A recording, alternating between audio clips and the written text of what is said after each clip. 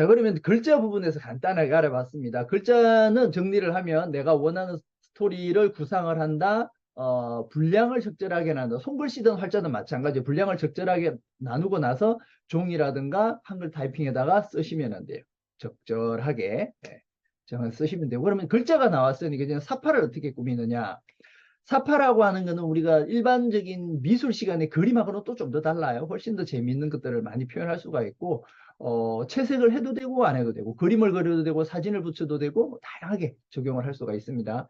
사파의 주의사항 어떤 것들이 있는지 한번 알아볼게요. 먼저 가장자리 1cm가 잘립니다. 사파 테두리 1cm, 가장자리 아시죠? 글자의 테두리 부분이 1cm 정도가 잘려요. 그래서 보통 우리 학생들이 파일을 만들면 글자가 가장자리 테두리 끝에 가 있거든요. 근데 디자인상 내 스스로 내 종이에서 혹은 내 화면에서 보기에는 대단히 예쁜데 얘가 파일 변환이 되고 인쇄가 될 때는 책을 만들기 위해서 커트되는 분량 작업들이 있어요. 대량 출판물 같으면 저희들이 이 작업을 다 해드리는데 소량이다 보니 이 작업을 지원이 안 돼요. 그래서 생각보다 여백을 조금 많이 남기는 게 좋습니다. 근데 글자는 테두리를 좀 남기지만 그림은 상관이 없겠죠. 하늘에 구름을 많이 그렸었는데 구름이 일부 잘렸네. 나무를 그렸는데 나무가 일부 잘렸네. 전혀 상관이 없겠죠. 근데 글자만 좀 주의를 한다. 중요한 부분은 저 한쪽 끝에다가 그리지 않는다. 요거 잊지 말아 주세요. 그리고 선명한 원색이 좋아요. 형광펜 스캔을 뜨면 안 보이거든요. 그래서 형광펜을 썼을 때는 아예 안 보일 수 있다는 거 잊지 말아 주시고요. 그리고 오브제, 콜라주 같은 거는 사용이 안 됩니다. 색종이라든가 스티커. 자, 여기 2번, 3번, 4번 같은 경우에는 학생들이 혹은 학교에서 스스로 스캔을 뜨면은 마음껏 사용하셔도 돼요. 2번, 3번, 4번.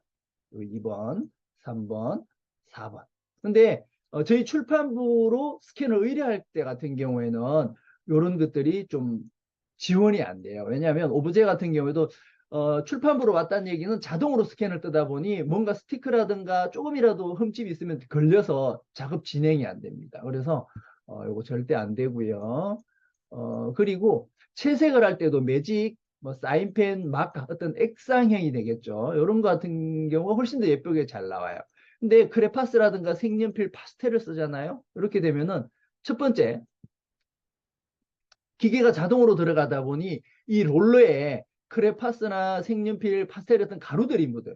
그러면 내 그림이 막 엉켜버립니다. 죄송해요. 내 그림이 엉켜버리기 때문에 대단히 지저분하게 보일 수밖에 없어요. 너무 지저분하게 보이죠.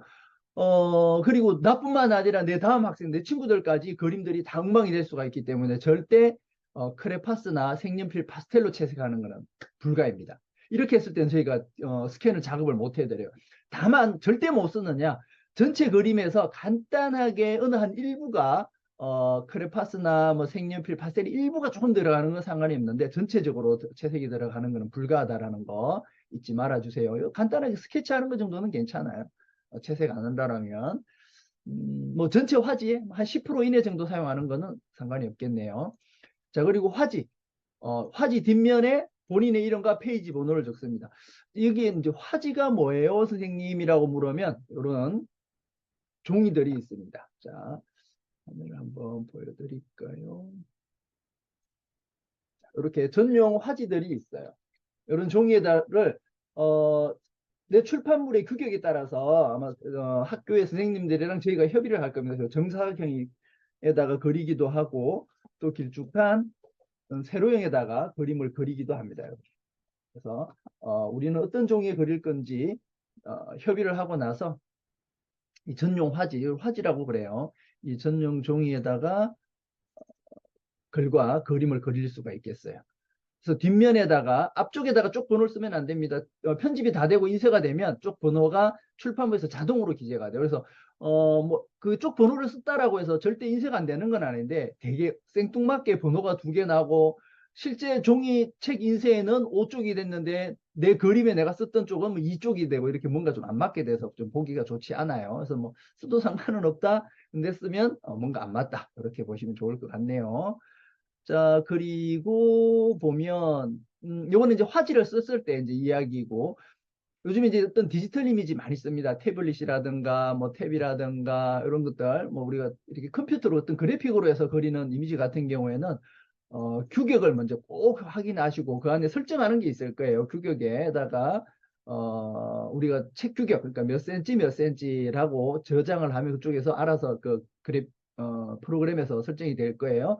그리고 나서 설정을 할 때 해상도 300dpi 그다음에 6000 요거는 픽셀은 보통 이제 규격을 쓰면 자동으로 나오기 때문에 근데 만약에 규격이 없네라고 한다면 어쨌거나 대략 6000 픽셀 이내 너무 해상도를 높게 하거나 어, 해상도가 높으면 좋은 거 아니야 해서 뭐 만 DPI 뭐 이상 요즘에 기계 원체 좋으니까 뭐 몇천 DPI 이상 넘어가고 뭐 픽셀도 어마어마하게 높이면은 나중에 프로그램이 엉켜서 인쇄가 제대로 안 돼요. 그래서 책임을 질 수가 없기 때문에 300 DPI 전체 평균 한 6000 픽셀 이내로 저장을 하는 너무 낮으면 또 인쇄 품질이 좀 떨어질 수 있는 대략 요 정도라고 보시면 되고요. 또 저장을 할 때 RGB로 저장을 하셔야 돼요. 뒤쪽에다 한 번 더 언급이 될 테니까 RGB RGB가 뭐예요? 모르면 그냥 저장하셔도 돼요. 근데 보통 인쇄를 조금 하시는 분들 같은 경우는 CMYK라고 해서 CMY 인쇄 파일로 저장을 하는데 그렇게 조금 내가 안다라고 해서 CMYK로 안 넘어가시는 게죠. 왜냐하면 저희 쪽으로 넘어오면 저희 편집부에서 다시 합니다. 편집을 지원이 돼야 되다 보니 RGB로 저장을 한다. 선생님 저 RGB가 뭔지 모르겠어요. 그냥 저장하시면 됩니다.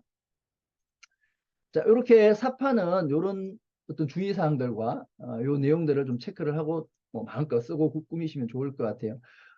종이에 썼을 때는 구김이라든가 지우개 자국이 그냥 그대로 인쇄가 됩니다. 이거 이제 저희들이 보정 작업을 하면 되는데 우리가 대량 출판물은 당연히 보정을 하는데 우리 소량 극소량 한 권씩 하는 출판물 같은 경우는 그대로 인쇄가 되다 보니 양해를 부탁드릴게요. 깨끗하게 관리를 해주시는 게 좋아요. 페이지별 다양한 도구, 뭐 붓펜이라든가 사인펜, 매직 여러 가지 도구를 쓰면 좀 더 좋을 것 같고 사파 그리기 힘들어요라고 하면 핵심 단어 정도만 그리면 좋겠다. 그리고 나는 이쪽 페이지에는 전혀 지금 도저히 생각이 안 나. 그냥 넘어가세요. 넘어가고 다 책 꾸미고 나서 인쇄되고 나간 그 위에다가 책이 인쇄되고 나서 책이 도착하면 그 위에다 나중에 생각났을 때 꾸미는 거 대단히 좋은 방법이니까 적극 추천해 드립니다. 자, 사파라는 건 이런 거예요. 간단히 지금 이걸로 보면 이 사파가 이게 뭐예요? 이게 뭐 지평선인가요? 뭐 수평선인가요? 뭐 빨랫줄인가요? 담인가요? 뭐 여러 가지가 나오는데 사파라고 하는 거는 어떤 글자들이 이렇게 나오게 되죠. 그래서 이 글자를 보고 나면 처음에는 이게 글이 뭔지를 몰랐는데 이렇게 보고 나면 이게 이거구나. 그래서 사파를 너무 어렵게 생각하지 마시고 옆에 나오는 어떤 단어 간단한 거 하나만 그리더라도 훌륭한 사파가 된다라는 거 꼭 명심해 주세요. 되게 쉽게 그릴 수가 있어요. 글과 사파를 이용해서 이제 본문을 구성을 해야 돼. 글도 나왔고 이제 사파도 나왔어. 뭐 어떻게 내가 만들 것이냐. 그럼 요거를 미리 조금 더 생각을 하면 조금 더 좋겠죠. 1단계, 2단계, 3단계, 4단계, 5단계가 있습니다. 자, 요 내용들 한번 읽어보시고 뒤쪽에 제가 좀 자세하게 안내를 해드릴게요.